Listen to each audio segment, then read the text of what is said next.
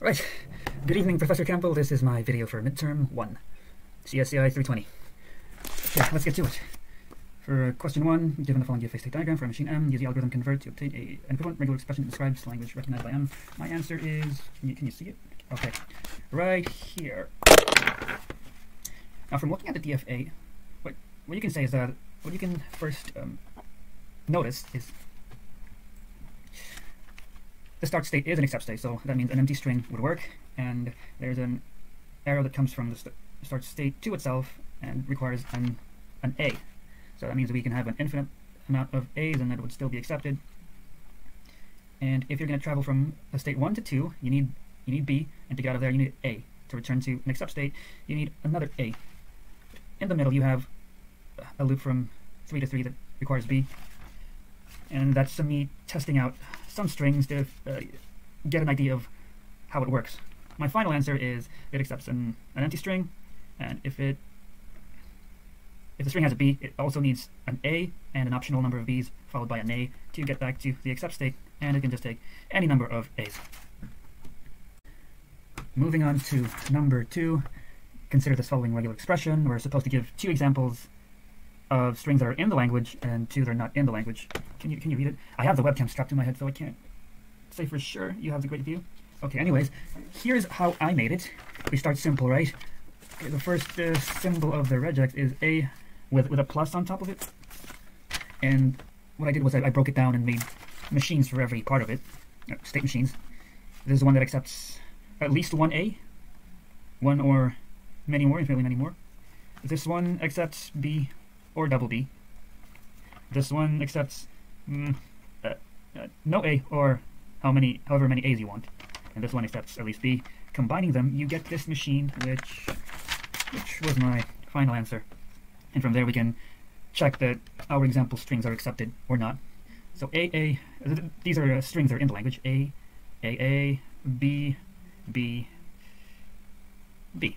Actually, I drew on it by accident. Anyways, carrying on. Okay, A, B, A, B, A, B, A, B, A, B. Where's A? A, B. Okay, it works. Strings that are not in the language.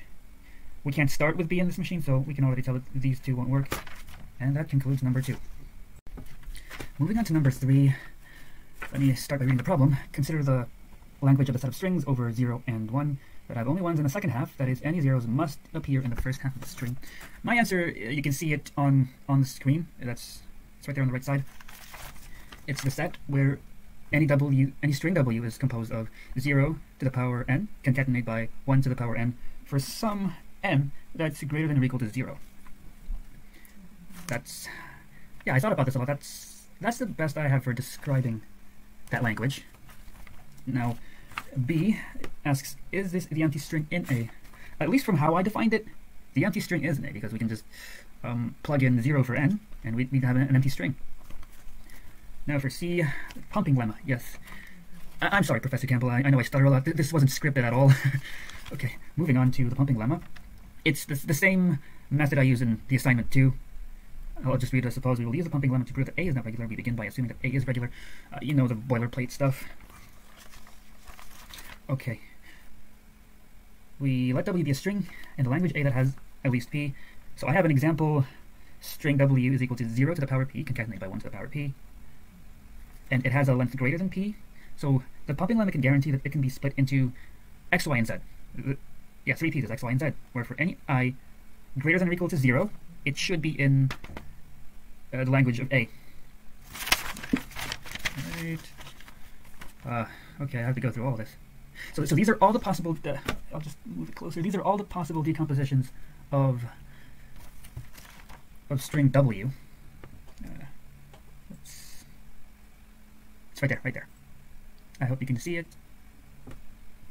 And what I did was I let I equal to 0.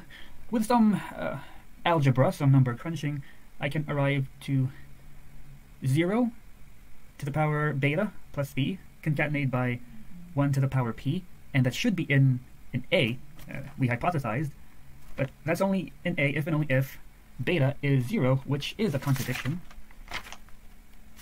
because b must be greater than or equal to 1. So we have arrived at a contradiction, which shows that a is indeed not regular. We're in number 4 now. Okay, I spent the most time on this. Number 4. Yes, we have to show that the operation insertion is closed.